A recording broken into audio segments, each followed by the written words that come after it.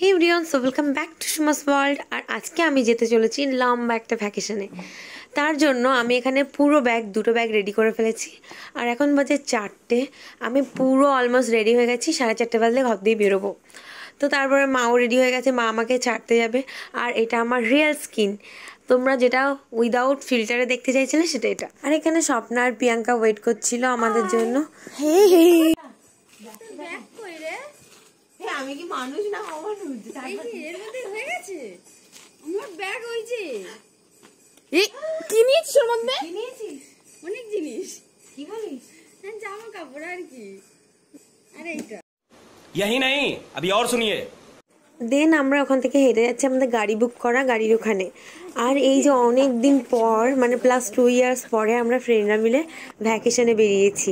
মানে কি যে আনন্দ হচ্ছিল, সবার মনে এক্সাইটমেন্ট। মানে আমরা 3 মাস আগে টিকিট বুক করা থেকে শুরু করে এত এক্সাইটমেন্ট কাজ করছিল। তো তারপরে ফাইনালি হাওড়া স্টেশন চলে এসেছি। আর 6:45 ছিল তাম্রলিপ্ত এক্সপ্রেস। মানে বুঝতে পারছো এবার কোথায় যাচ্ছি? আমরা যাচ্ছি Digha. Oh my God! Wow!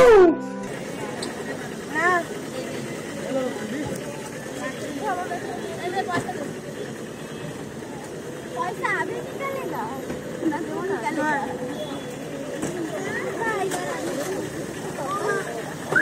বাবা আমার ব্যাগ বলতে চল দীঘা।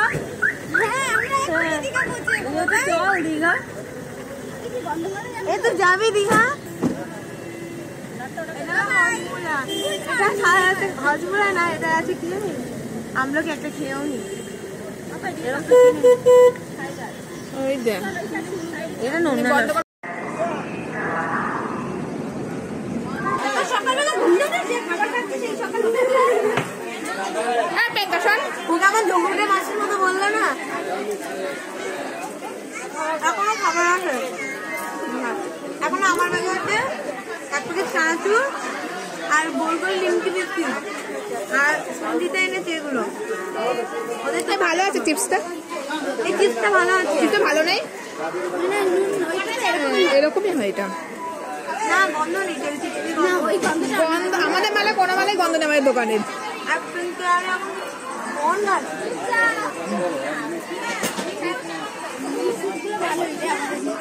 এই যে বাবান, এই যে ও হাই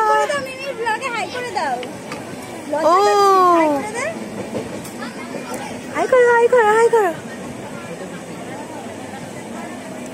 2000 years later.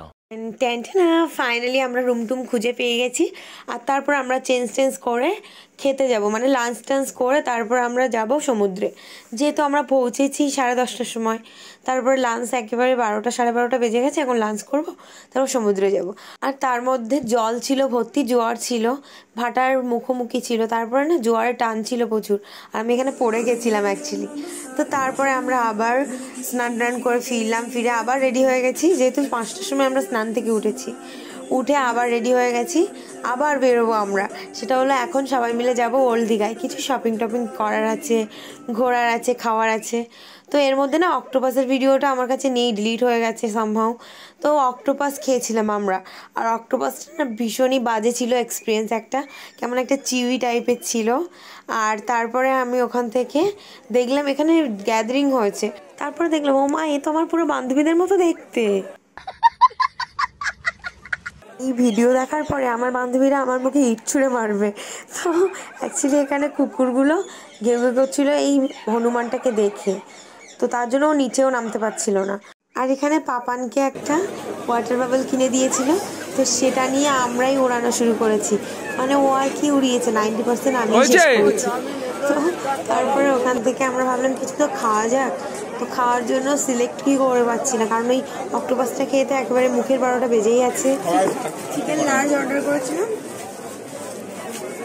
আর এটা ছিল ওল্ড দীঘায় গিয়ে চিকেন পপকর্ন খাওয়ার এক্সপিরিয়েন্স। মানে এটা লার্জ প্যাকেট, ভাবতে পারছো কতটুকু। তো এতটাই বাজে খেতে ছিল। তো তারপরে সবাই মিলে খেলাম, খেয়ে দিয়ে সবাই বলছে বাজে। তো অ্যাট লাস্ট আমি এখান দিয়ে মশলাদার নিয়েছিলাম এটা মায়ের জন্য।